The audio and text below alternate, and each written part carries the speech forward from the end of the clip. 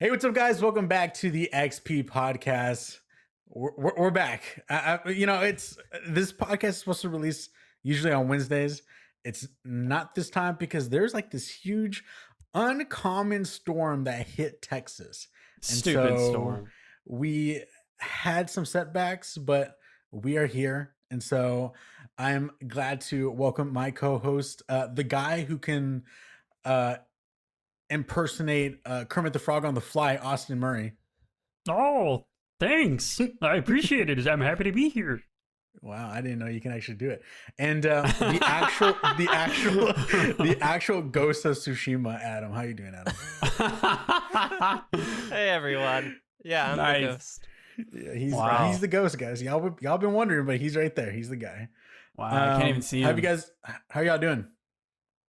I'm good. We this week's been crazy. Our man, I don't want to bring it down, but our cat isn't doing too hot health wise, so we've been back and forth from the vet. I know. I mean, I think she's on the up and up, but yeah, it's been sucky. But the weather last week was just insane. So recovering from that. Yeah, it was quite. I'm not gonna. It was hard. It was a tough week for sure. And we had it. I mean, compared to other people, we had it pretty good. Like, our power. The longest our power was out was like 4 or 5 hours. But other than that, it was just kind of rolling in and out, an hour on, an hour off. So it wasn't terrible. We had our water like pretty much the whole time. But even then, it was tough, and I can't even imagine what other people were going through. But but it's good. Yeah, so both Austin and I live in Texas. Austin's address will be in the bio down below, and along with the social security number. And we were experiencing a lot of the blackouts. So obviously, the day that we record this, it just was not going to happen. I didn't have internet, and the blackouts were like very inconsistent. Like we tried timing it, Vanessa and we kind of had it to a T. And then there'll be moments where like they'll just switch it up on us, and we're like, okay, great, thanks a lot. Yeah. And so obviously we couldn't do it. I couldn't stream for an entire week, so that was weird. And I couldn't work for an entire week, so that was also weird. So I was just like, oh my gosh, we're just here.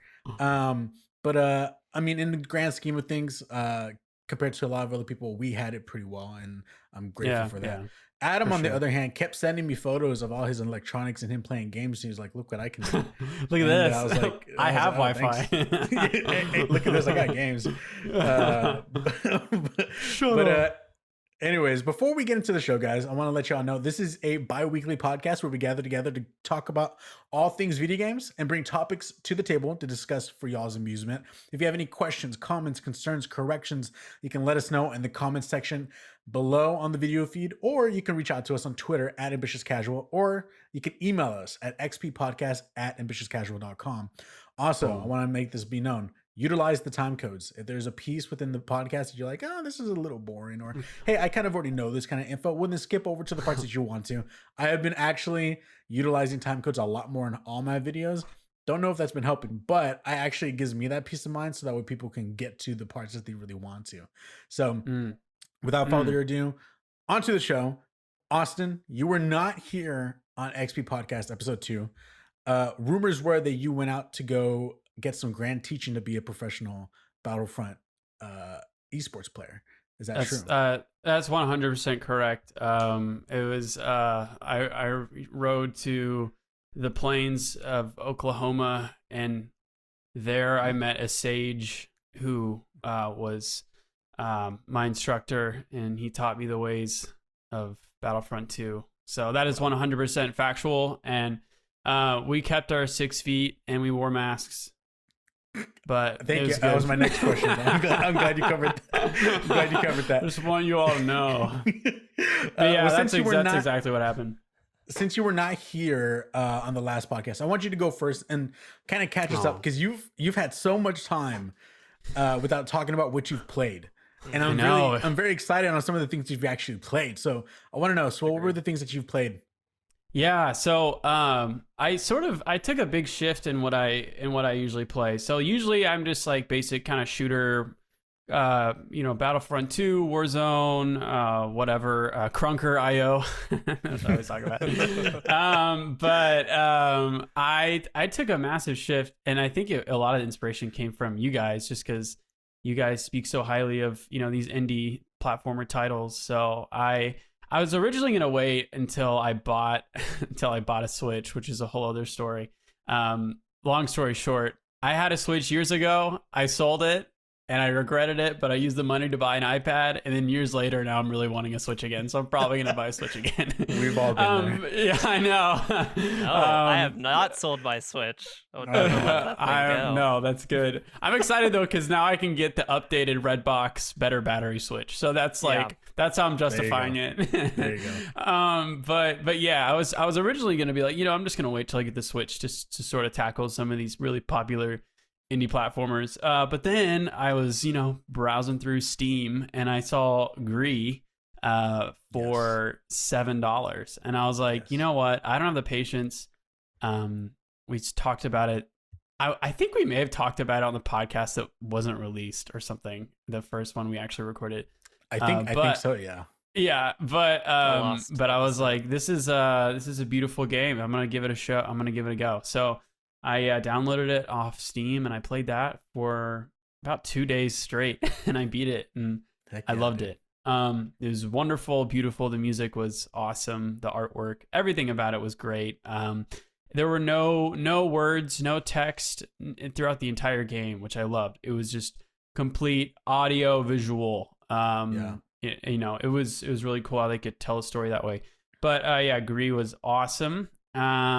Beautiful game, awesome ending. I felt like you in particular would love that game because it's kind of weird to say this because I know like to some people like, oh, I know you like baking, so I thought you might like this baking show. It doesn't really work that way.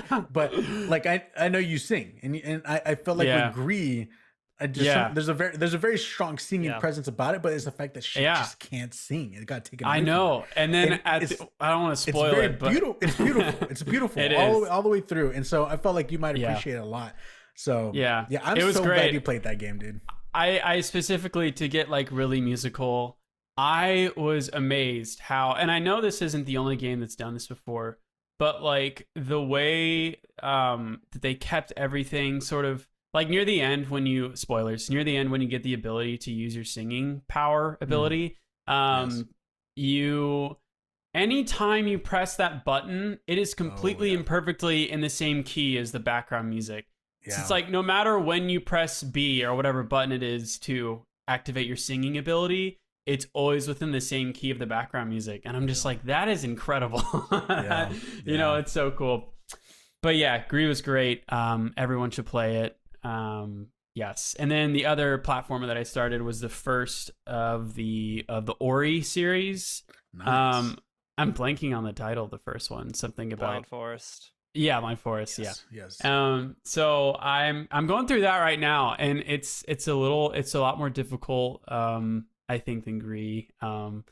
It's I die a ton, and I'm still getting used to strategizing, like where I save and using my energy. Like that's just like a whole new concept that I've never seen in a game. So yeah, it's like sort of like a whole new thing. I always kind of dismiss platformers, just being like, oh, I don't think they're as fun as the massive, cool AAA, whatever. But it's really cool to see this style of game that, is decades old. But to see it in, 2021 and, these years, it's really cool to see how they're sort of in this modern, like the sound and audio, I think is like the coolest thing about them is like, when you think of a platformer, you might think of more like 8-bit stuff, but having this like full orchestra behind this platformer is like incredible.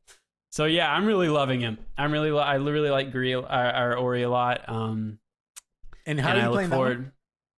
So I down actually Rob hooked me up with a 3-month Game Pass. Nice.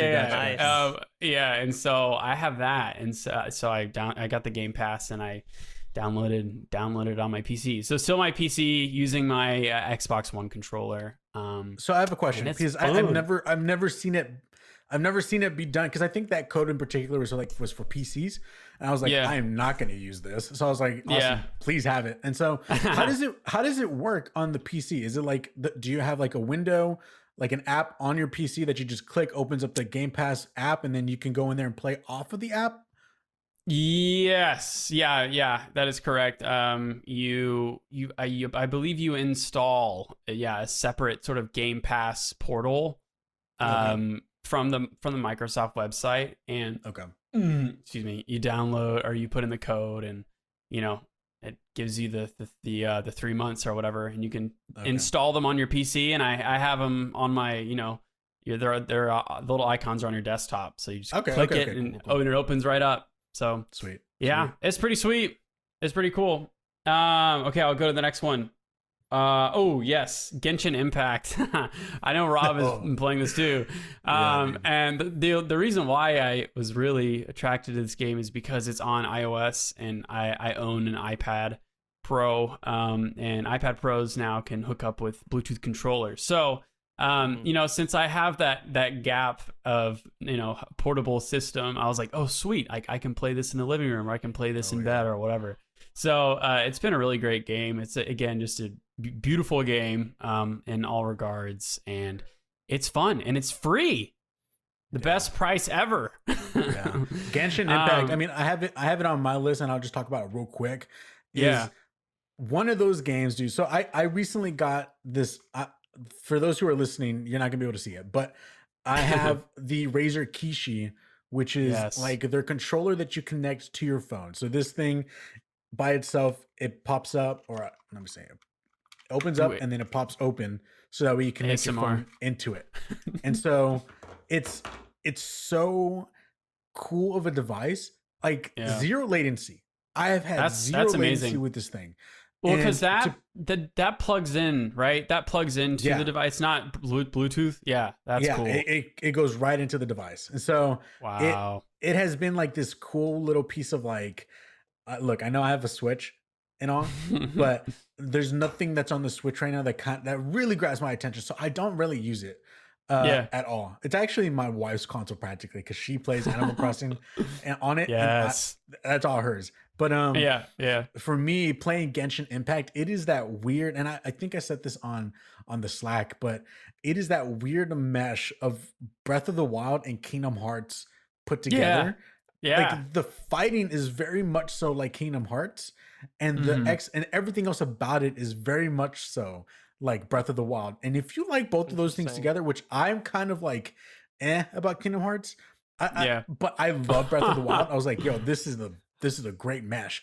And so playing it, I was blown away to playing off of my phone, because I'm playing off of an 11 Pro Max. So it's a good size screen. It's a beautiful screen. Yeah. It's smaller than a Nintendo Switch screen, obviously. But I will say, playing that game on my phone, I'm like, dude, I'm playing a console game. Like it's on my phone. I'm playing an actual console game with a controller. Like it turns my phone into what looks like a Switch.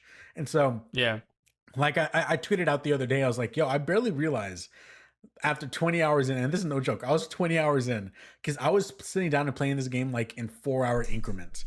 And I was like, man, I'm still learning things about it. It's such a deep system. It's huge. Yeah. And my thing with a lot of Asian RPG games is that they kind of have like a 2 hours intro of how everything works. And that kind of turns me off from the game before I get into it. Genshin Impact, it kind of just throws you in there and then gives you not even notifications, but a section as you move on or progress through the game with like telling you what these things are. But it doesn't tell you that it's doing that. You have to go look for that section, and then you find the section, then you can read up on everything. So I remember I was reading up on everything, and then I was like, oh, this is my missions section. I clicked and it was like prologue part 1. I was like, what? I was like, I'm barely just getting started. Yeah, exactly. So I've been kind of now going through the story, and I'm like, yo, there's cinematics and there's like a lot of voice acting. I was like, what? I was missing all of this. So I'm good. It is like that sweet surprise that I am so in love with Genshin Impact. So much so that I downloaded it on my PS5, and unfortunately, crossplay and cross progression is only between iOS, Android, and PC. PlayStation is completely its own separate thing. Come on. So I'm hoping whenever they come out with a PS5 patch for the actual game, they can allow for cross-play, cross progression. So either or. Yeah, totally with you on that. Genshin Impact, it's awesome, dude. So I'll let you finish the rest of what you've been playing. Yeah, for sure. No, so Genshin Impact, the wonderful Stardew Valley. It's a beloved title. I mean, great farming sim. And again, not a genre that I usually play, but I'm just kind of trying new things, and I really like it. And again, Stardew Valley is on the iOS store, so I've got it on my iPad, and I've been playing it with my Xbox controller. And I mean, I only use the D-pad and a couple buttons, but it's great. I especially used it in this last week because the game is completely, to my knowledge, all the memory is completely on the device, so it didn't require an internet connection to play. So whenever the power went out, I could still play Stardew Valley, which was awesome. Oh. And the battery on the iPad Pro is really good, so I didn't have to worry about it. So Stardew Valley came in clutch last week for me. But I'm definitely still learning. I'm learning all about it. It's a lot bigger than meets the eye. You know, there's so much to it. It is a deep, deep game. It's so deep. It is a deep game. And I've been playing Red Dead 2, which I'm super late to, but it was on sale a couple months ago on the Epic Games Store, so I have it on PC. I got it for like $40. And I mean, you know, it's an incredible game, beautiful game. Just riding around on a horse, doing tons of different stuff. You know, we love a game. Yeah, come on. Arthur Morgan's such a rugged character. Come on, you know, dude. Yeah, he's a come on. There you go. Oh yeah. Yep. He's awesome. That's exactly it. I love, dude. They like nailed the style. Like, I love the clothing. I like to dress up. It's so good. And video games, I'm a sucker for all the dressing up and all the cosmetics. I will just, I'm such an idiot with my money in video games. Like, I'm just like, wait, this coat's $2,000. It's so cool though. I'll just spend all my money on stupid stuff. But I love Red Dead 2. It's a great game. I haven't finished the story yet. I think I'm nearing the end of the story, but it's good. So those are them. I really want to know when you get to the end of that game. I know that game is long. So Adam, how are you doing? The ghost of Tsushima. What you been playing? The Ghost of Tsushima. Well, I've been playing Ghost of Tsushima mostly. What a coincidence! Surprising, I know. I actually rolled credits today. Whoa! It's been an amazing experience. So, just for a little context, like, my plan is to platinum this game. So I kind of, especially like during Act 1, was a little bit more taking my time, finding all the things, like picking up every single resource. And then it was kind of interesting because by the time I was like maybe the middle of Act 2 of 3 of that game, I realized, okay, I have like almost all of these like armor sets upgraded. Like, I have enough supplies for everything that I'm going to need from here on. So it kind of came to this part where I was able to like shift focus, and I was able to like, I actually don't even need to worry as much about collecting supplies because I did so much of it during Act 1 and didn't realize that I was overdoing it. And that's the greatest part, not realizing that I was overdoing it. But this game is fantastic. It is an amazing game. I'm honestly kind of mad at you, Rob, that you stopped. And I can't talk to you about it right now. I can't talk to you about this game. I think, since it came out in such a similar time as like The Last of Us 2, and like The Last of Us Part 2 is so known for like the story and like the relationships and the character building, and that's kind of what people expected. And then everyone's like, oh yeah, and then Ghost of Tsushima is just like a normal video game, but the story in Ghost of Tsushima is really good.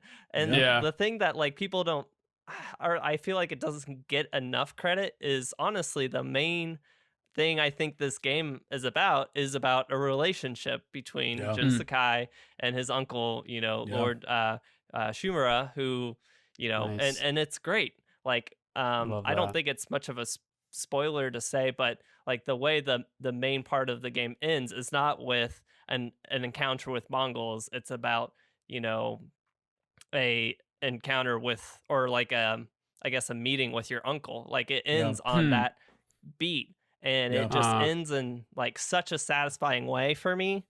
Wow. Like that game really, in a lot of ways, just nailed the feel. Like it was immersive for me. Like whenever I'd go around and like sit and compose a haiku, I would like take it seriously. I'm like, or That's if I cool. go and like to a hot spring and reflect on something, like I'm like, this game constantly is like pushing you to like take a step back, take a breath, like Wow. reset, and it's very satisfying. That sounds 'Cause awesome. so much of the game you're going around and you're saving people or failing to save people because the Mongols have already like brutally murdered hundreds, thousands of people, and it's a heavy, that part of the game is heavy. Like it's not heavy in the same way that Last of Us is heavy, but it's heavy just to see that. And like this game got me caring about, oh, I came up to a random, patrol of Mongols and I couldn't keep them from killing the peasant that they had captured. And like that would hit me hard. I'm like, man, I couldn't get there in time. So this game does so many great things.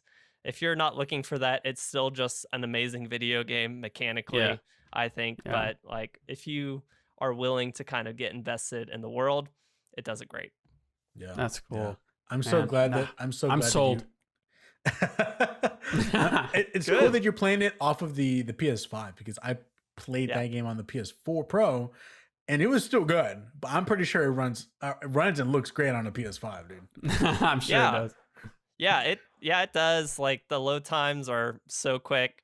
Actually, like it takes longer for the Mongols to kill you than it does for you to load back into the game, because like when you hit 0 health, like you fall to the ground, and whatever Mongol or bandit or animal you're fighting like comes up to you, and like sometimes they take a while to kill you. Like you'll have 3 Mongols around you and they take like a few kicks each before one of them like comes over you and then slices like your neck across with their with their sword. And it's like it's agonizing just to be sitting there for like 20 seconds while they're just like, kill okay, me, now we're going to kill you. And then like the load time's like 5 seconds. Yeah, do it.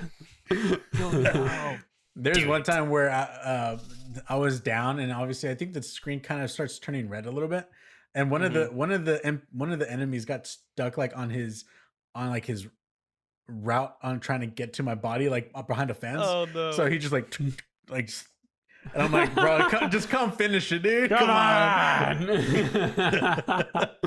That's awesome. Dang, I need a PS5. Yeah, I thought of you. I was on Reddit and I saw like a page. I was like, oh, PS Direct, queue is open. Go, go, go. And I'm like, it was only an hour ago that this was posted. And I looked and it was already sold out. But I was like, man, that's all right. We'll need to have Boston at some point do this. One day. But yeah. So Ghost of Tsushima is great. Rob, I would really love for you to finish that game so we could talk more about it. Yeah, I need to finish it. I know the end. I mean, I got it spoiled for me, unfortunately, but I know of it. Rip. Okay, like what happens, but even if you know what happens, experiencing it is like very good. I get that. How they do it is really great. Yeah. The other game I've been playing is Blue Fire. This is an indie game. I think I mentioned it maybe last time. Please tell us about this. Yeah, I've been watching people play this on Twitch, and it looks really good. It's been getting good reviews, so I'm interested to hear what you're gonna say. I will get my critique out of the way first. Okay. This game sucks. I've probably been spoiled by people like Matt Makes Games, which is now Extremely Okay Games, like when they made Celeste as an indie team. Team Cherry making Hollow Knight as an indie team. Yacht Club, making Shovel Knight as an indie team. All those games have such a like high level of polish still. Yeah.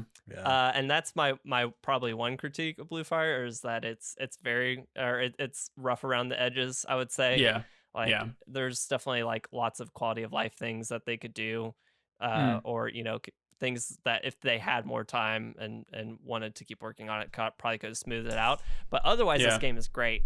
It really is such a cool blend of games I love. Like there's lots of Zelda vibes to it, just like and having some like dungeons and kind of like, I don't know, but yeah, especially the dungeons. There's a lot of I would say Hollow Knight to it, just in like how you move and kind of like your action economy makes me think a lot about Hollow Knight, and then like Dark Souls kind of world building. All those things like in this one great package, it's really good. I guess you would probably call it like a 3D action platformer. But like as you're going, like the actual movement is kind of very floaty and in like a cool way, like Hollow Knight is. Rob, I'm sure you know what I'm talking about. Yeah. And it's really cool. It takes a little bit to like get used to all of that, but it's a great game. Like I would definitely recommend it. Like if anything I said like clicks with you, if those games are games you'd like, I definitely think it's worth checking out because it's really a good game, even if it's a little rough around the edges. Like if you spend a couple hours, you can like move past that and be like, yes, I understand that that's the case, and now let me enjoy the game. Yeah. I have a question. I don't know. Because I guess for me, when it comes to certain games and someone's like, okay, if you give it more time, it'd be better. Is it a thing that they could have given it more time, or they probably as a small team didn't have the resources to make it look? Because I mean, when you look at Hollow Knight, when you look at Shovel Knight, and when you look at what something else Knight, whenever you look at those games, they have this polish to them that it's almost like some friends were just the perfect group of friends that came together and was like, this dude's so good at coding, this guy is so good at art, this guy is so good at music. Like they somehow perfectly found that thing. And then a lot of them are professional developers that went and created their own indie studios.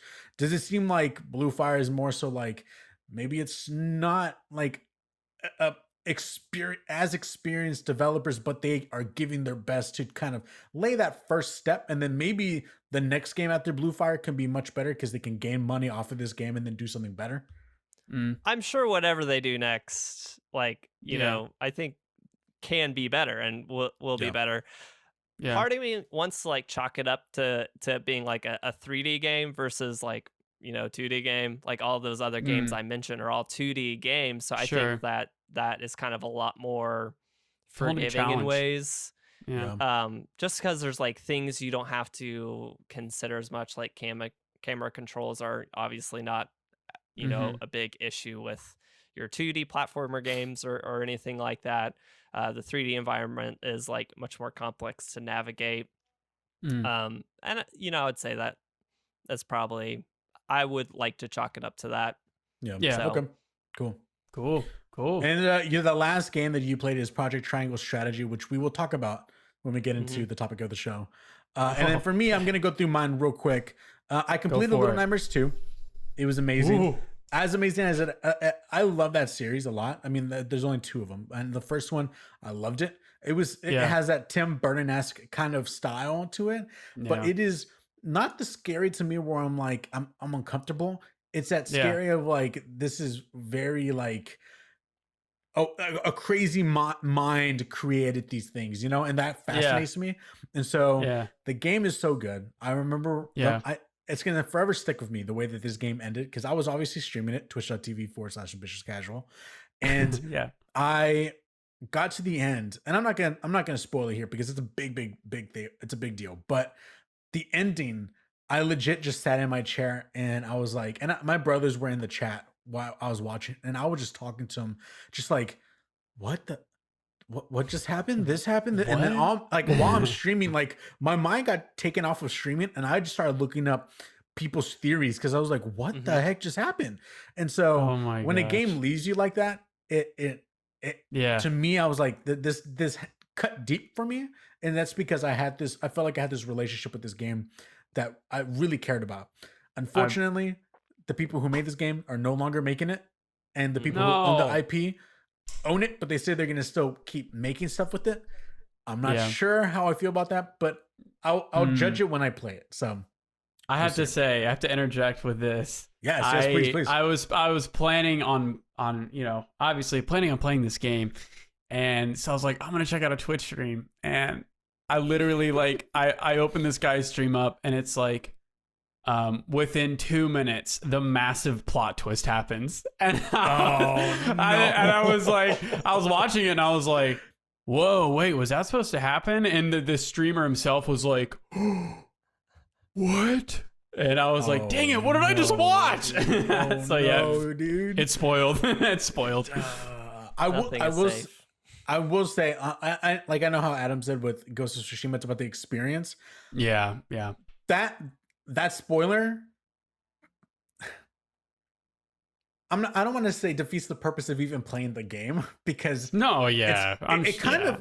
me it kind of leads to that point. But I will still play, if you get the chance, play the game. But obviously, play the first one before you get into that one. Yeah, for sure. Like I said before, I played some Genshin Impact. Love it. It's awesome. I'm going to continue playing that game. I find myself while I'm editing on the side on my phone, I have like the 15 tips I wish I knew when I began Genshin Impact. Yeah. And I've watched like 5 of those videos because I just want to know more. Just learn more. Because there's more things to it that just pop up and I'm like, what, this and that. And then finding out, I remember when I found out that I had someone who cast fire, and then I utilized my character, which is wind, and then it caused all this stuff around it to like catch fire in the grass. I was like, I didn't even know you can combine powers together. I know. I was like, whatever. So I was like, I gotta keep playing. The elements. I played a little bit of the Pathless, not too much of it. I played a little bit of it, about maybe 2 hours of it on iOS. Because it was on the Apple Arcade. I downloaded it, used my Razer Kishi. It worked perfectly fine. I will say the one thing is that I did have 1 or 2 times where I had some frame rate issues. Unlike Genshin Impact, you can go into Genshin Impact and actually change all the fidelities of things to make sure it runs smoothly, almost like a PC. Like there's a bar that if you're overclocking your phone, which sounds kind of funny, but when you're overclocking your phone, it'll let you know. So I have the settings to a point where it can just run smoothly, 60 frames, but I don't need it looking like I'm playing ray tracing kind of game. With Pathless, you don't have that. And so I did find a couple hiccups, but I will say this, I played it and I was like, man, this would be much better on a PS5, because what I played is so good. And it's that game of where you're just running. And I've heard this before. You run and you kind of like have to shoot these arrows and it continues your momentum of running. And you have okay. I remember seeing that. Yeah. You remember that? So you have these destinations you have to go to kind of unlock pieces of the world. And so I heard about that. I never knew exactly how that was going to work. In my mind, for some reason, I just thought about Sonic the Hedgehog and how a game that you're like Sonic never really feels all that great. I mean, unless it's like, I'm not going to get into it. That's a whole nother conversation. The strong words, boy.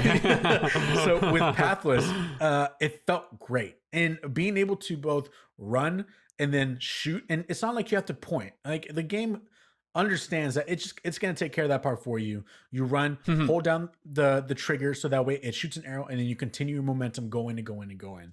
So that's cool. So far of what I played, it is so good. Wow.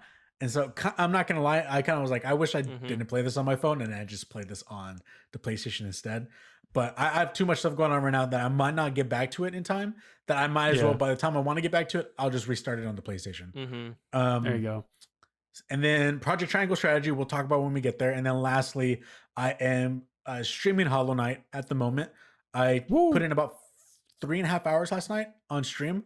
And I'm really liking it. Everyone says it's super hard. Everyone says it's super hard, and it is, but it's clicking with me that the Metroidvania aspect of it. And I hate that term, but we use it now. It's now part of the language of gaming. It's the Metroidvania aspect of it. There's moments where I'm like, dude, what am I supposed to do right now?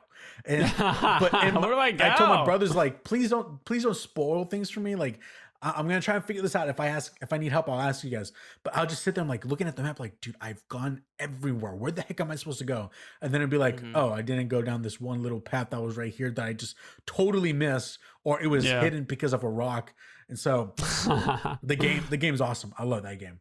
So yeah, I can't wait to get more into Hollow Knight, and then some more Genshin Impact as well. Dude, Hollow Knight's so good.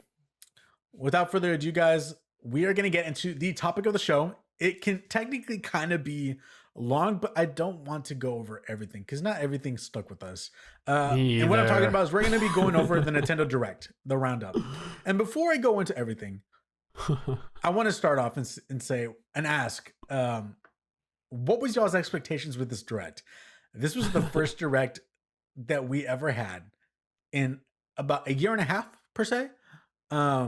I know that we've had some videos before this, but they were never exactly a Direct. And so I want to start off with Austin. Austin, what was your expectations for this Direct? So I think it's 500 days. Is that what everyone's saying? About 500 days since the last Direct. Yeah, that's what I think. So it's it's been a long time.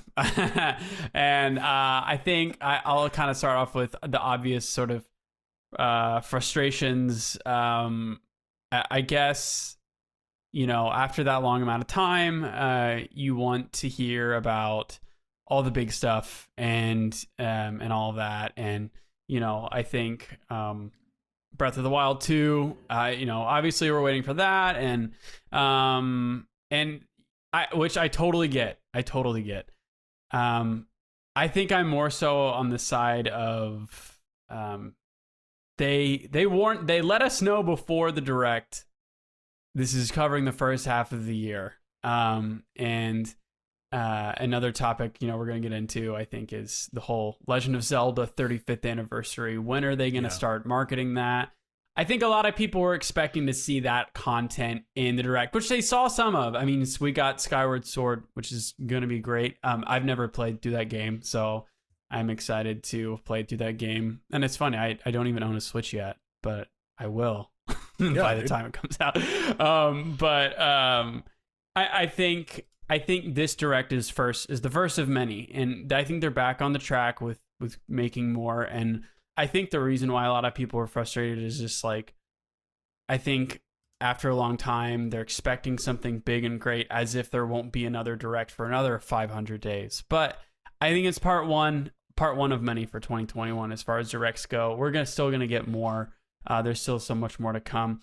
A lot of it was, RPG based, which is great. I don't know. I mean, RPGs are awesome. It is sort of a single genre. There are definitely titles on there that I was just like, what and who is going to play this? And all that. But, big picture though, I'm pretty satisfied with it. I don't think they left us hanging. I thought they gave us some great titles. There's some great stuff. I think really the only reason why people are mad is because it's been so long, and which is understandable if you're a big old Nintendo fan. But for those people, I just say, hey, this is to be continued, and we're going to be getting something more stuff within the next few months. So just hang in there. Let Nintendo do their thing. Adam, I know that you stated on the Slack that you kind of wanted to cut the conversation of expectations a little bit from everything regarding Nintendo of the Direct. If I will say before we get to Adam, when expectations in the video game community are always the worst things ever, because never expect what you want, because we have to understand at the very end of the day, these are companies and they don't think the way that we as a consumer really wants to think. They also have to think in a business mind kind of way as well. So sure. With that being said, Adam, what were your expectations and how did you feel after watching the Direct? I try to keep my expectations in check for these things. It's always easy to get a little excited, right? I will say it helped a little bit that you guys spoiled it a little bit for me before I had a chance to watch it. That also I didn't helped even keep know we my were spoiling it. I mean, it's Sorry, fine. Adam. Like I No. said, I think it honestly helped. Yeah. I mean, they said up front, like, we're wanting to cover games for the first half of the year. Like, we've gotten off of a really weird year, especially for like Sure. Nintendo, who being, mostly based in Japan, like it is a much different situation for them. Their work culture is very much in the office, Oh yeah. Yeah. they aren't as flexible with this kind of stuff. Mhm. I think we saw them play around with their marketing a lot last year. Partially, I think because of the uncertainty of being able to stick to a release date, but also just their work, their workflow being slowed down a lot. I think this was ultimately great because this was I guess like I think it's a way that they can indicate that we're returning to the normal. Okay, like we like doing these, I don't know, 3 to 6 times a year directs. We like them to be 50 minutes long because we want to show you a lot of stuff that maybe you weren't looking for. Mhm. Maybe something you wouldn't have found about normally. I think that's why they like packing it all together in these longer experiences. And I actually I think it's probably for the best that they didn't do like and that was the last thing. Oh wait, and then Yeah, get like a right. huge drop, right? Yeah. Right. I think that it's helpful for them to kind of be like, this is like the type of thing that you guys should expect. You shouldn't put like your hopes and dreams into what we're going to announce. It's like we're going to talk about a lot of games that we're working on. Hopefully there's at least 3 or 4 things that each person likes, Mhm. and and maybe they find out about something that they wouldn't have normally, and it Yeah. Yeah. causes them to try something new. And I think that's what we got. Yeah. The whole thing with like Zelda, right? 35th anniversary is coming up, but technically they're still celebrating Mario's 35th anniversary. Yeah. So Yeah. I think, and I linked an article.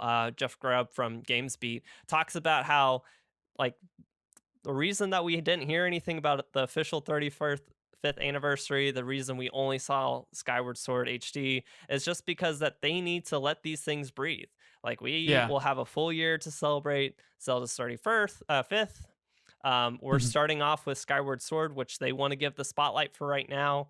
Like it's very easy Yeah. for them to close this whole thing out with Breath of the Wild, which is what people are most excited about. But they Sure. want to show some love to Skyward Sword, which compared to other like Zelda games didn't necessarily have as great of sales numbers as Right. maybe you would have expected. So Right. Sure. I think it makes sense. But I have Go a for it. question. I don't want to get too off topic here, but I saw a couple of these types of comments on the YouTube video, on the YouTube comments and stuff for the direct. So for Mario, they're bundling games, right? 3D All Stars, 3D World, Bowser's Fury. It doesn't look like, at least based off of this trend, it doesn't look like they're going to bundle these Zelda games together. What are your thoughts on them re-releasing them for $59.99 on Nintendo Switch? Do you think that's how they're going to go, or do you think we will get a bundle of Zelda games? Adam, I'll let you go first. The biggest thing I could see them doing would be maybe Twilight Princess Wind Waker being in a bundle. I don't think that's necessarily going to happen. They're MO mostly for like any Wii U game, which I mean, for all intents and purposes, let's consider Wind Waker HD, Twilight Princess HD as they came out on Wii U. Yeah. And they put all in like the up HD work for that. I would expect those to actually probably come out individually. Yeah. $50 maybe. They might do 60. I think people will be super upset, but like that's what they've done with everything else. Donkey Kong Tropical Freeze, Super Mario 3D World, although they did add Bowser's Fury in for that. Mario Kart 8, right? It is the like deluxe version or whatever, but sure. I wouldn't be surprised if they did release everything individually. What I personally like is for them to bundle those. What I would also personally like is for them to do the Oracle of Seasons, Oracle of Ages, and the Link's Awakening engine as a single That'd package. be cool. But yeah, you know, yeah, that is quite the wish. I will say, if they were to go and just sell them all at $60 a pop, I wouldn't even bat an eye, because they've been doing that for who knows how long. And everyone still goes and buys them. I'm gonna buy them. I will buy them too. I mean, I remember when my family had a Wii, when we had the Nintendo DS, 3DS, 2DS, whatever, you name all these different consoles that we had going up, and then even on the Switch or whatever, they would have the OG Super Mario Brothers on every single one, and I would buy them every single time. They never did you bought this on this console, well, we'll just transfer that over throughout the lineage of consoles that you get. No, you bought it every single time, and I expect them to continue doing that, because they know it works and they know people are gonna do it. My one gripe, and I know I don't want to take too much time away from actually getting into the direct, but my one gripe is the term that they use to kind of not signal a remaster, but more of like a re-putting it out there. And I hate them using HD. That sounds so early 2000s that I'm sorry, Nintendo, but we are somewhere where we are already playing 4K games, and we're creeping up on 8K right now, you know? And I don't think you need to do the HD thing anymore. Like, honestly, if they just said Skyward Sword on the Switch, I would be like, cool. I think everyone understands what that means, you know? Like, I think if they put Skyward Sword on there and it wasn't HD, that's kind of like I mean, guys, that's a given. You really made a miss if you didn't expect us to already expect it on the Nintendo Switch, you know? Yeah. Or am I grasping at straws for that? I don't know what HD implies. I think you have to. Well, I think they will say HD. I think they have to say HD, because look at Super Mario 3D All Stars. Like, they didn't do really like retexturing or anything like that on those games. No, like, there's no HD in the title. Like, legitimately, those are basically ports with like a few different tweaks here and there. But like, if you think about what they did for Wind Waker HD, I know for sure, like, they did some significant improvements to like how that game looks, to different like quality of life things for that game.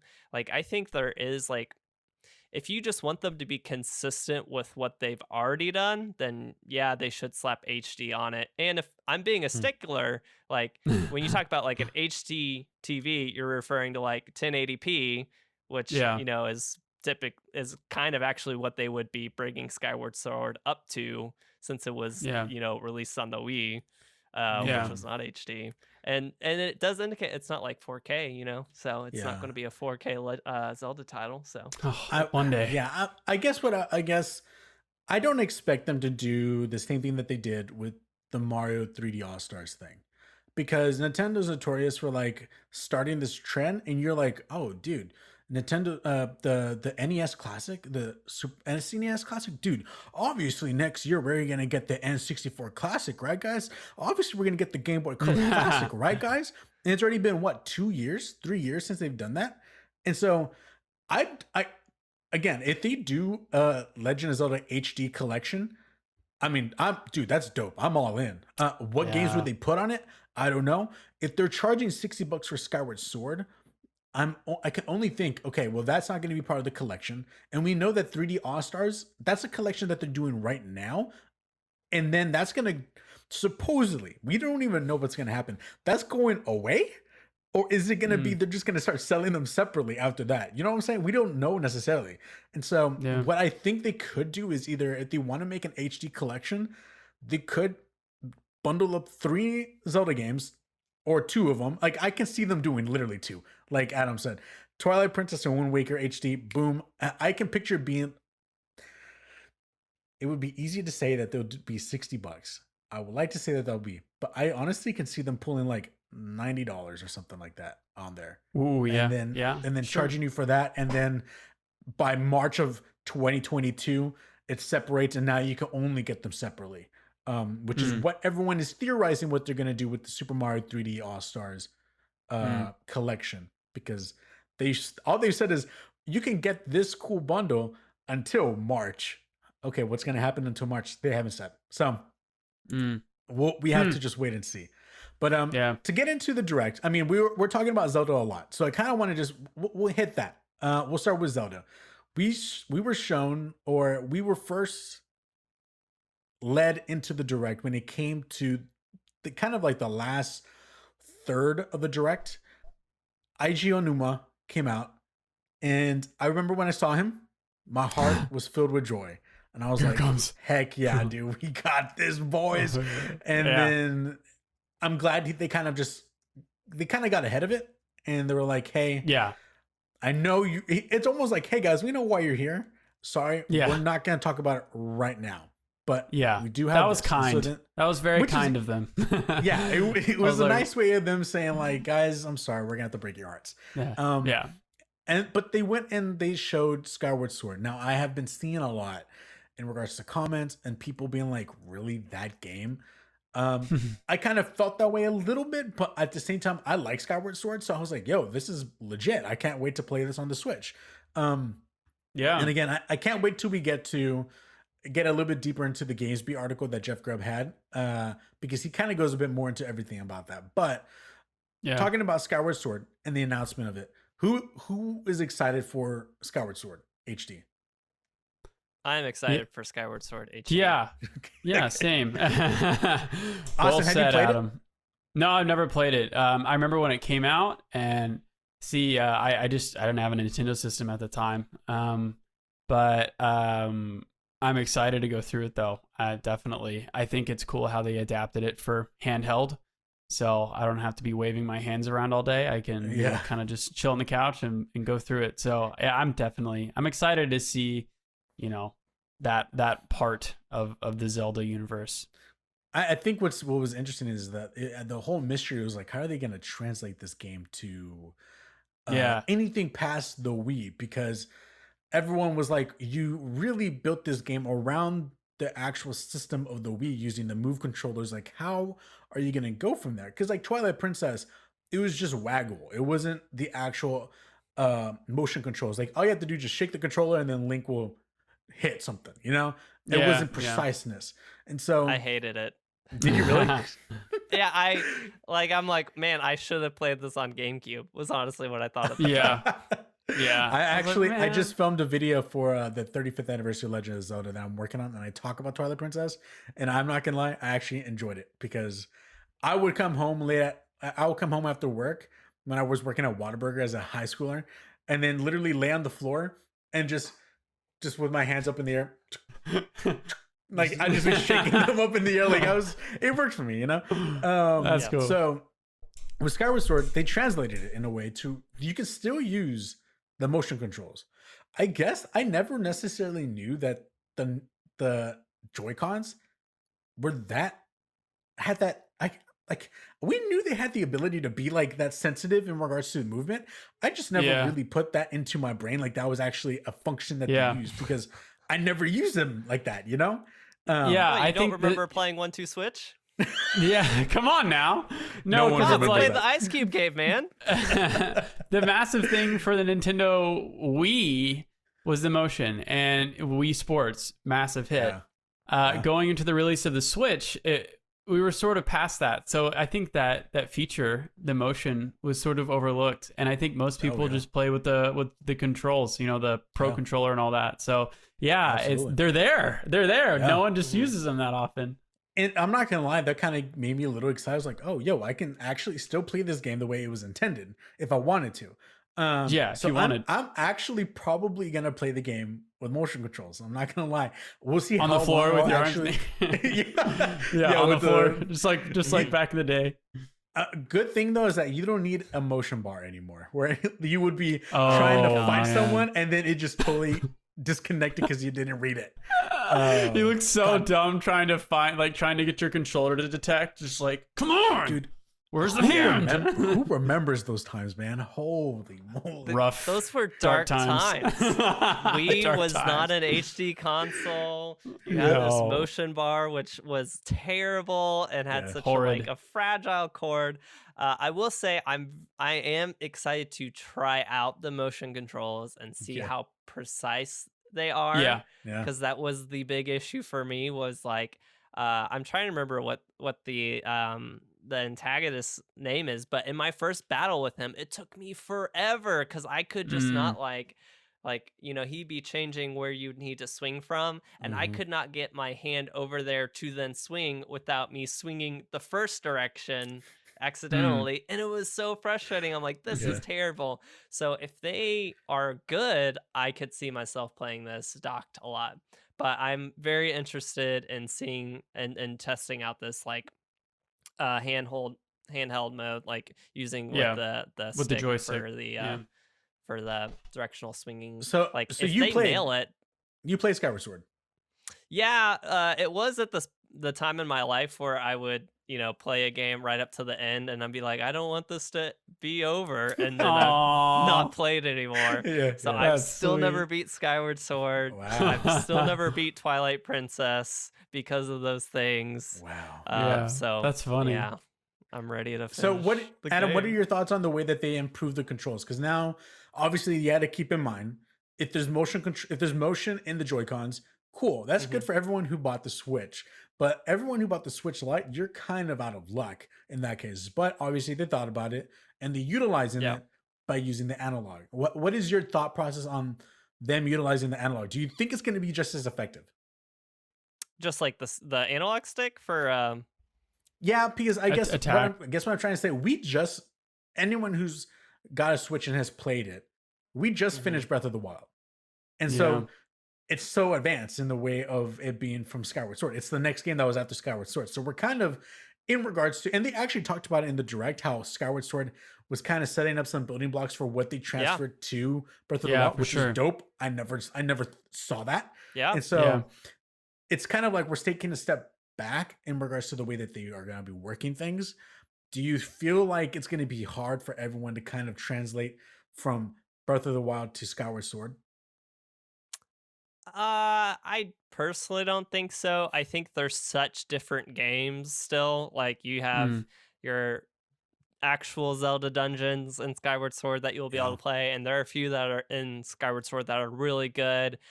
You have the dungeon items, right? You're sticking to a single weapon. As long as they tune down how often Fee has to interrupt you, I think you'll be fine. That might be the biggest thing for people who've only played Breath of the Wild and it's such a freeing experience, and then they're going to play Skyward Sword, and every 5 minutes Fee's going to be like, "Hey, you just picked up a rupee. That's worth one." And you're like, "That's a rupee. Okay." That's worth 10. And it's like, "Do you need help? Go this way. Stop it. I need your help, Mom. Battery is low." I can't. I'm really excited for Skyward Sword HD. Unlike a lot of people, I'm really happy about it, and I can't wait to play it again. I never finished it. I majority of the time watched my younger siblings play it because when Skyward Sword came out, I just was not playing the Wii all that much anymore. So that's Legend of Zelda. Austin, was there other game on this list that Nintendo announced that kind of grabbed your attention? Well, you know me, being the Star Wars fan, I wasn't expecting a Star Wars title at all. I'm glad you're bringing this up because I have a lot of questions about this.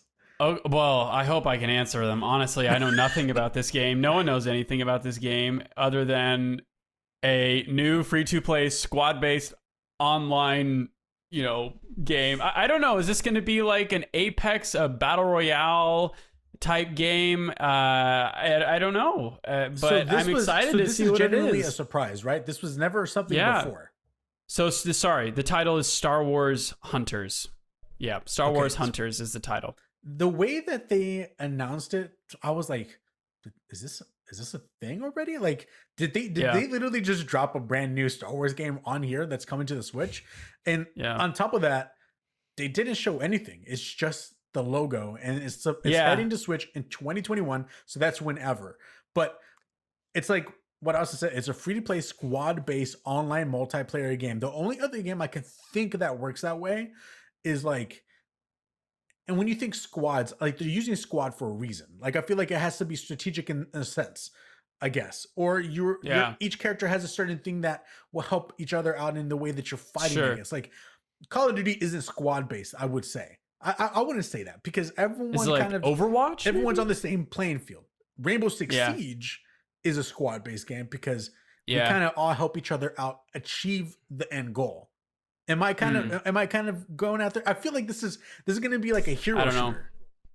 Yeah. Like Overwatch, maybe. Yeah, exactly. Maybe everyone has different roles, and there's support, there's tank, there's attack. You know, I don't know. Adam, what do you think? That's probably about as much of a take as I have. It sounds like it could be Star Wars Overwatch. I don't know. Which I love. I love Overwatch. It's being developed by Zynga. Yeah, I've never heard of Zynga. I don't know what else they've done, but I don't know. Hopefully some good stuff. I think it's going to be on. I think it's going to be on mobile too. I think it's going to be on mobile as well. So maybe keep that in mind. Sense. Yeah. Sorry. Go ahead, Rob. I'm not gonna lie. When they showed that logo, I was like, "That looks like a mobile game logo." But I don't know. But my thing was that if you go, so if you go to www.zynga.com, that is ZYNGA. Literally, I think that the first thing that comes up, or like their header on Google, is free mobile and online games. So that sounds about right. They did, I think they did that like Harry Potter game that like you went around and were in school and stuff. It's kind of like the Pokemon Go type game. That one. So they did Harry Potter puzzles and spells. Interesting. They did. We'll see. What is that? How the heck did they get the ability to take an IP like this? Game of Thrones slots casino. I think what we're seeing. Words with Friends.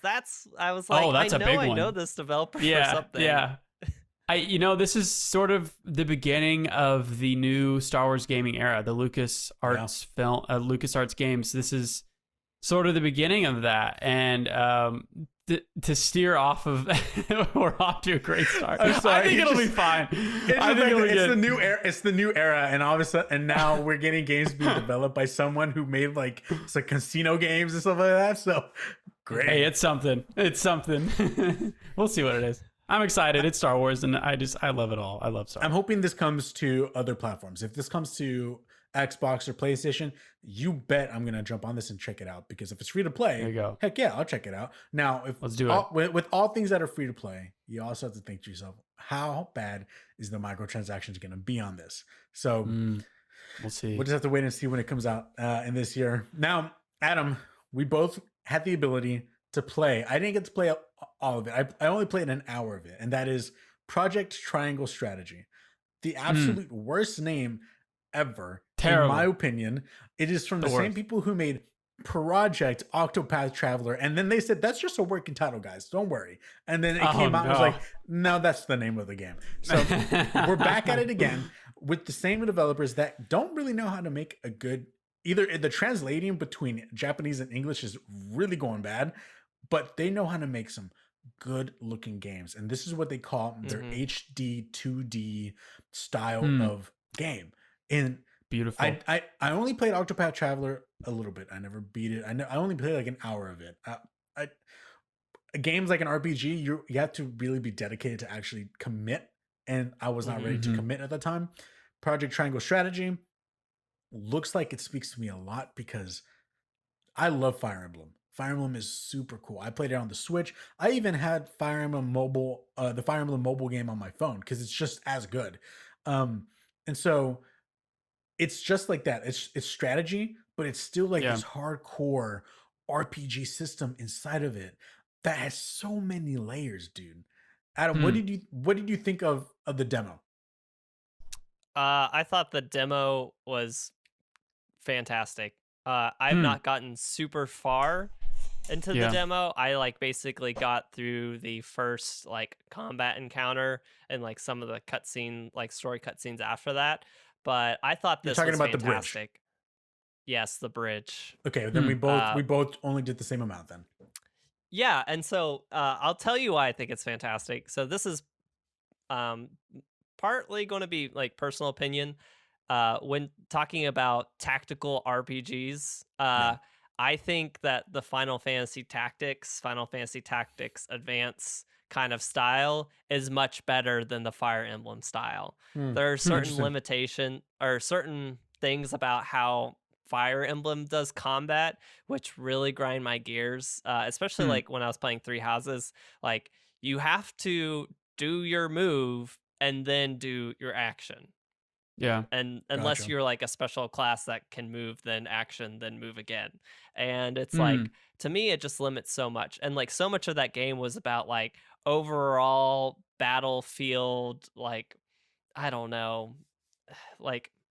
It's just, this feels like much more like you have your party, you have your like heroes or whoever, and it's like a lot more it just seems like each person has a lot more individual like freedom on like the things that they can do and the ways you can position. Like, too much of Fire Emblem is like hit and run, or like I only go in on this one person when I know I can clear them out in one shot and then not get attacked by anyone else, where it's like with the Final Fantasy Tactics games, I always felt like there was a lot more trading back and forth. The thing that I still need to see is like how gaining new abilities, how class systems work, leveling up.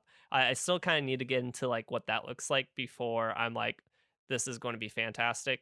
But I'm very, very much in love with what I saw. There's even like a few things that are like, you just so random, but it's like, normally these games you're very locked in on your camera, but like you can just change the camera angle. I'm like, that's cool. I feel like I've never seen this in another game. And it's like, you can tilt up, down, and around. I'm like, why is this not like a standard feature? That's but cool. then the music is great, orchestral, awesome, I know you were talking about with Gree. So I definitely think you will be able to appreciate that. But I also just love the like still getting the sprites. Like what I loved about Octopath Traveler was that art style. And then the voice acting too. Just love having that in there. So overall, very excited for this. Cool. I will say that I'm excited. Dude, the demo was great. My only problem with it, and I know I was texting Adam about it whenever I kind of finished my time with it, is that it's unfortunate. I mean, this is the only way they can do it, but they drop you like in chapter 6, I think. So you're in the middle of this story that you have no idea what's going on. And it's not their fault. Like, they just got to get you to this point to kind of introduce everything to you. The only thing is that I'm seeing these things play out, and it's like this long introduction of storytelling. And I'm like, I just don't know what's going on. I don't even know who you are. And I'm just having to watch the entire thing, And so I kind of wish they could just go straight into the action and I could get into it. But like Adam said, it is so the level of things that you can do in this game, I've never thought of in any other game I've played before. So I would have to, like, when you do your moves, and then right before you're done, you choose the direction that your character wants to look or face. And I remember being like, what's the point in this? And I watched the direct. They kind of said in the direct what can happen. I just didn't put it together. But I would have my back towards an enemy, and if you attack someone from the back, it's much more damage. And so I was like, dude, now I have to keep an eye on where I'm facing. And then if I got sandwiched between two enemies, well, then one guy could hit me, and if the other enemy is right there looking at me, then they can also do a second attack on me. And so it's like, there's so much more that I have to be aware of, but then the strategy is even, no pun intended, is even more elevated by the fact that you have to place your characters in a way that makes them work together and utilize these multiple attacks at the same time, or help each other out in a certain way. So to me, it's like Three Houses is playing checkers. This game is playing some chess, dude. And it is very, very, very advanced chess that I kind of got a little scared. I'm not going to lie. Even on this first level, I was like, dude, I don't think I am smart enough for this, because there's this level. That's always my fear with those games. I'm like, I'm kind of dumb. Like, can I play these? I was like, dude, I need to be kind of thinking 3 steps ahead, because of the way that this works. And so, and this is just the intro. I know that they're even doing more so of like, you can burn down a house and utilize that to get to the enemy or sneak up behind enemies, or you can not change the terrain, but utilize the terrain in a way that will help you in battle. And I'm not gonna lie, even on the demo, I had 4 people die. That's just the demo. And so and that's because I was like, dude, what the heck am I supposed to do? What's happening? And so I finished the demo, and I actually, the only reason why I had to finish it was because literally the moment I finished that level, my Switch died. Like, it just rip. And so I didn't have enough battery. So, but what I played is, I'm so stoked for this game. Now, is it gonna stay triangle strategy? We'll see. But I mean, at the end of the day, no one really cares. It's about if the game is good or not. And what's interesting is that someone pointed this out. Square Enix is starting this new series of games with an underline under them. Like, Bravely Default has an underline under it. Octopath Traveler, underline under it. And now Triangle Strategy, underline under it. Like, it's really weird how they're branding these games in a certain way. So I can already tell you, and you know, you Mr. Digital over there maybe doesn't check in with you, but I can already tell you that the game cartridge for this on Switch is just going to be straight black background with the white text of name with the underline, like you said, because that's exactly what the Octopath Traveler one looks like. Yeah. So that'll be cool. It's a make for a good aesthetic when you have it, you know, stacked up against all the other games, you know. That'll be interesting. So a couple other things that they went through that I know I don't want to go through all the stuff that they went through, because some things are kind of like, I don't want to talk about Apex Legends coming to the Switch, because look, if you want to play it, it's going to be much better on a console or on PC, obviously. But for me, one thing that I do want to talk about is Neon White. For some reason, that game stood out to me. And you're playing these assassins. Yeah, you're playing these assassins that are supposed to take out these demons that are in heaven. And I was like, the concept of that is so outlandish. But I was like, what's the doctrine behind this? Show me in the Bible where it says that. But I was like, this is pretty dope. Like, I like the fact that it plays that way. But the thing that grabbed my attention is the fact that it's very action, but you have to use cards to kind of like set up your attacks to defeat enemies. And so I don't know what it is about it, but I was like, Neon White, I'm all about it. So I'm really stoked. It's like there was another game similar to this, and y'all tell me what it is, but it's a first person like parkour game. I don't know. I know it's been done before, but I mean, you're essentially flying through heaven, but it's in a first person perspective, and you're jumping off walls, and like Rob said, you're using cards. You have a certain set of cards, and I'm assuming you can switch out your hand, I guess, per se, to use different abilities. But the art style looks really cool, and it looks really cool. I've never really played a game like that, a first-person parkour type game, but I'm excited to see what it's going to be like. Austin, was there another game on the list that stood out to you? I want to talk about the Monster Hunter game, the new one. I mean, it's the big game of March for sure. It's coming out at the end of March. They're releasing a whole hardware themed after it, a Switch themed, or rather a Monster Hunter themed Switch. So it's one of their big titles that they've been hyping up a lot. But I haven't played any of the Monster Hunter games at all. Oh, dude. But I know. And I remember really wanting the Monster Hunter that was on the PSP. Back in the day when a PSP, there was a Monster Hunter for PSP. Yeah. And I was like, man, the idea of having that in my hands, incredible. And there was a massive Monster Hunter game that came out just a few years ago on the consoles that had Monster Hunter World. Yeah. And so, I'm ready to get into Monster Hunter, and I think this is the way I'm going to do it through this game. Dude. And I love that it's a Switch title. It's specifically on Switch. We've been seeing ports nonstop. I'm so stoked for a big Switch title to come out. So Monster Hunter for sure. I'm ready to get lost in that world. Definitely. It's funny because for me, it's kind of a little opposite. I loved Monster Hunter World. Like, I was so deep into that system, and I don't even care about the story. I never even listened to what a single character said. I just skipped it. The gameplay is the big thing about that game that is so good. And it kind of made me so sad that this game is only coming to the Switch, because they introduced this ability of, I don't remember what they call it, but like you kind of use like this rope, like this imaginary rope that pulls you in the sky. Yeah, and, like, it looks like excel Spider-Man. Forward. Yeah, practically. And they don't have that in World, but when I saw that mechanic, I was like, dude, that would have been a dope mechanic. That looks to have in fun. Monster Hunter World, man. So for sure. I'm a big Monster Hunter fan. I might get it for the Switch. But the hard thing is for me when it comes to getting games is I kind of think about them in the way if I'm going to stream them. I don't have a PC, so I will not be able to stream the Switch. So I'm like, it's not priority for me right now. So I got you. Maybe in the future I'll get it. But again, what's so cool about Monster Hunter is teaming up with people and you can do multiplayer and that kind of stuff. So I would let's love all to do get that, it. Exactly, man. I would love Squad to stream. Adam, what's a game that popped that caught your eye? Honestly, I don't know if it's like just too mainstream to say, but I really was excited to see Mario Golf Super Rush.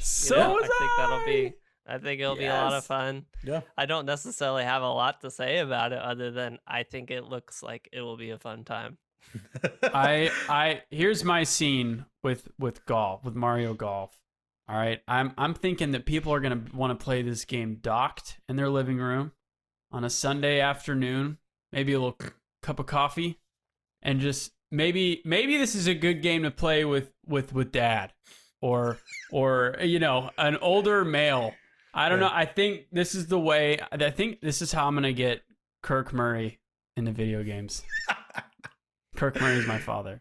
He's gonna be like, son, let me actually show you how to swing a golf. He's like, here, let me critique your even though like the swing probably has not much to do with how the game actually, you could probably just one hand swing in the game, but I want my dad to have a good little father son moment. No, it's funny you mentioned that. I got kind of stoked for Mario Golf as well. I think it's it'll be a good kind of peaceful, relaxing game. I'm excited for it. The Switch has been like Vanessa and I's console that we play multiplayer games on. And so we've been playing a lot of Mario Kart.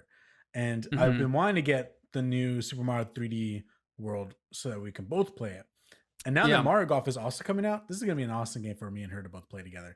So I can't wait to actually get it. I will not be swinging the Joy-Con, and I won't have my dad play it because I remember when we had the Wii and we played golf, my dad would be like, let me show you how it's done. He'll do it. He'd be like, this game's not accurate. And I'll be like, okay, go back to your room. Yeah, go back to your room. Yeah, it's going to be good. I'm excited. Was anyone surprised with the Splatoon 3 announcement? I know that's kind of like that was the big thing. And that was the last one. I was surprised, especially the fact that I didn't expect another Splatoon 3 already. I know Splatoon 2 did really well. Like everyone loved it. And I honestly thought what they were introducing, I was like, let me set the stage a little bit.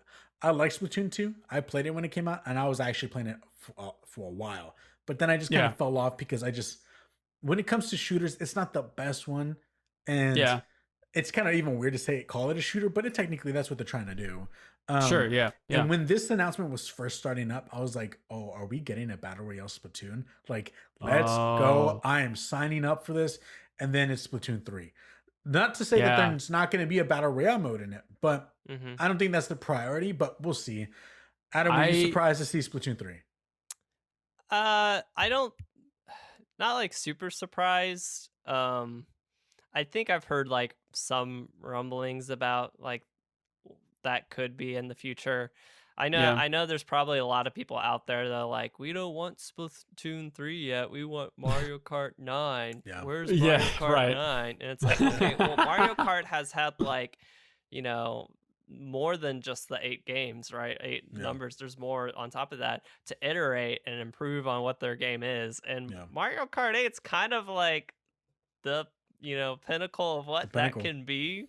And honestly, like Splatoon 3, like I haven't played any of the Splatoon games, but I imagine that there's still a lot more room to iterate on what that game is.